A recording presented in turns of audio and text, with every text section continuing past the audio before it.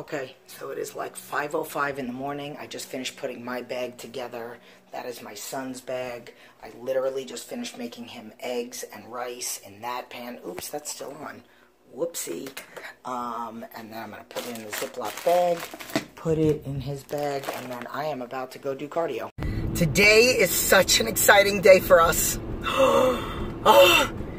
Amir starts over at the, by far, most amazing, the Tesla of preschools, not daycares, preschool, child educators, amazing when it comes to stern but yet an extremely great sense of humor and entertaining and just amazing. I am so excited. I literally, the moment we got Amir, I literally called up Auntie Sonia and I said, hold a spot in almost 2 years.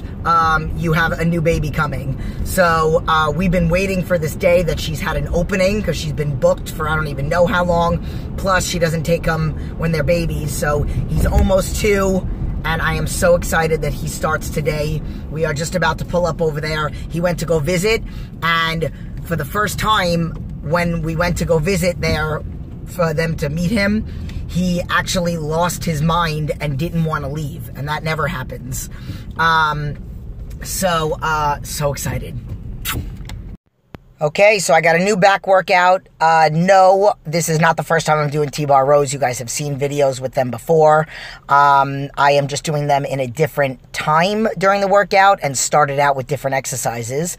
And then I'm doing some deadlifts. This is in fast time. It's not very heavy, but I'm doing 20 reps. So, yeah, that's it. Okay. You see my eyeliner? Oh my God, I look a hot mess. This is just a quick announcement, comment. I just want to say that I am sorry to those people in the gym that I was super short with. Today, I have an insane day. I actually didn't pose, but I set a reminder on my phone that after, before I go to the studio, after I take Koa to Kuman, which, I mean, literally it's going to be for like 10 minutes at like 5:30 before I head back into the studio at 6 o'clock. So I was super short with people today. Somebody wanted to talk to me about vitamins. Somebody else asked me if I was competing and then wanted to start joking around with me. And I just was in a zone and I just really wanted to finish my workout, and then I knew I had 30 minutes of cardio, and then I have to eat right now, and then I'm about to get on a coaching call, not a full coaching call, like a little follow-up coaching call, and then stop at home, quick shower, pick up Koa, take him to Kuman, do homework in the car before we go into Kuman, then he goes into Kuman, then I wait for him. I really have to get a nail fixed, but I'm not going to. And then drop him back off at home, and then he goes to soccer or boxing. I don't even know which one he's doing today. He's got a fight on Sunday. I cannot remember if I told you guys about that. So I think this week he's going to be focusing on, but I think he's still going to go to soccer because I know he's got 3 games on Saturday. Whatever. All right. Deuces. So, as you guys know, we usually get to Kuman early. I pick him up from school, bring him here, and he does his homework. He did insane. Like, some of his, the reason why we started bringing him to Kuman, which, I mean, I'm keeping him in Kuman forever. I always want him to be ahead of the game. So, some of his, my original concerns were, you know, word problems, the reading part of the word problem, and, you know, he was good at math, but, like, literally, their philosophy is brilliant, and he is flying through his homework right now. I am ecstatic.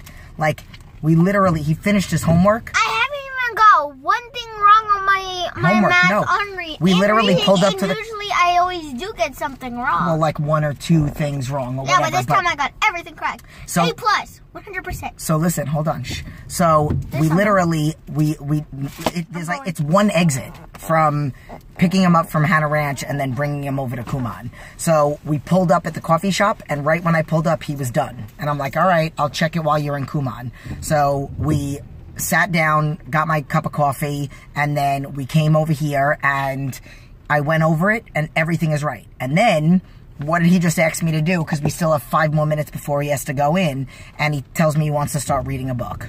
I'm blown away. Blown away. I truly believe the dynamic of everything. I believe the fact that my son is in the sports that he's in. I believe in martial arts. I believe that it changes the dynamic of their confidence, the way that they interact at school. Look, guys, look, now he's just showing off. Library. So, and then Kuman, I mean, it's made a huge difference. And then soccer, and he's doing so well in all of his sports and all of his studies. Because at the end of the day, if he wasn't doing well in his studies, he would not be doing the sports that he's doing. But I'm so beyond proud. So, yeah, done. 30 minutes. I don't really care about all the other stuff. Yeah, probably not accurate, but I don't have my heart rate monitor. Okay, so there's a couple things I want to talk about. I wish this thing would go a little bit lower, but whatever. Okay, so number one, I know there's a guy that is on our email list, and I want to say that I'm not sorry about what I said. It's going to sound terrible, but I'm going to explain myself. And I'm going to say this in my nice girl voice. So, you know, I don't mind if people stop me for a second to, like, say hello or whatever. But, like, fully talking to me and starting up a conversation and asking me about certain things. Like, I don't mind if somebody asks me if I'm competing or whatever. But, yeah, so it kind of happened where I mentioned it the day before. But now today, it happened again. But it happened in a way where I feel like I have really good gym etiquette when it comes to like sharing the equipment with somebody. So, okay, good. This thing is a little bit higher. So, sharing the equipment with somebody. So, sorry about this. So, today, somebody asked if they could share the equipment with me, which I don't mind. And again, I know him. But what I kind of flashed on him was I was in the middle of my, like, third set, and he was standing very close. So, you know, I don't think anybody else knows who it was, and I don't think anybody else heard it. But to this person, just to explain, you know, I'm not trying to be a jerk to anybody. And I said, right before I said it, I said, I'm not trying to be a jerk by saying this, but could you not, like, stand over me? So it's really inappropriate, you know, as a female working out with my tank top and my boobs and whatever. And I'm trying to get in my zone. And this person was, like, very close. I mean, we're talking like 2 feet, standing right next to me, and then just staring as I'm doing the exercise. Like, I looked up, and I know that they were staring because I looked up and I made eye contact, and then I looked back down. And it's very awkward. Very awkward. Like, if you're gonna work in with somebody, just, like, kind of walk away. Like, I walk away, or face the other way, or take a drink, or whatever.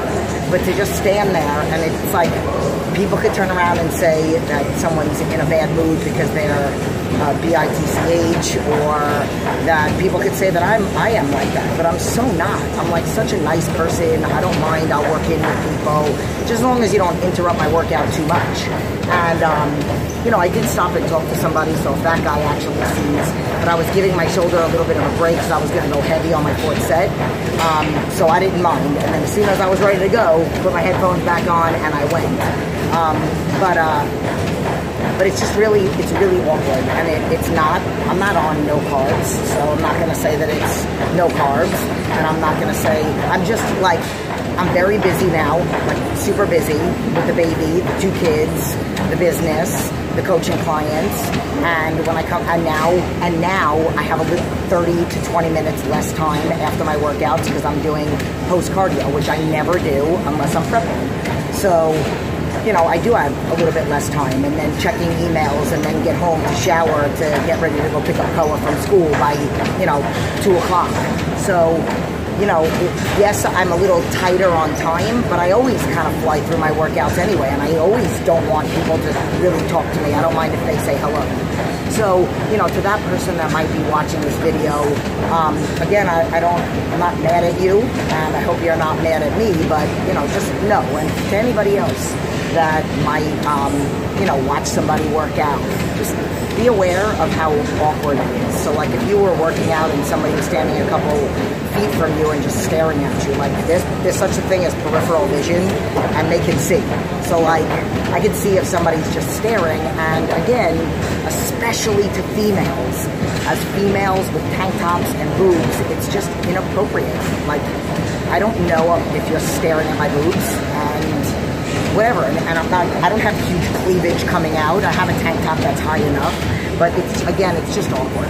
So, you know, I just wanted to explain myself, and that's it.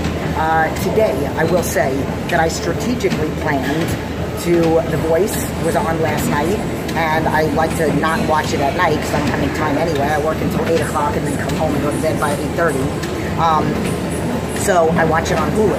So it's like an hour and 20 minutes. So I watched it in the morning during my morning cardio, and it got me through it. And then I watched it, I had 30 minutes left, and I strategically left it like that on purpose so that I would have time to watch it today. And then I know that there's the second show tonight, so that I can watch it tomorrow morning. So it's perfect.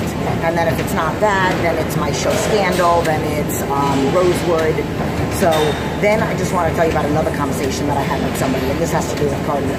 So I was talking to somebody about like food logs, and they were talking about how their thought process behind it has changed a little bit, or that they feel a certain way. So I said, you know, you have to change the way that you think about things. Like, I enjoy my cardio, but if I thought about it as punishment, or if I thought about it as torture or food logs, if I'm like, whatever, to anybody, you have to change the dynamic in which you look at it. Food prep. I will food prep every single week for the rest of my life. But that's not, like, mentally, that doesn't, I'm not exhausted thinking about that. But some people might. I think about that as an opportunity to relieve the stresses of the whole entire week, whether I'm prepping for a show or not. And that's the point of these whole videos.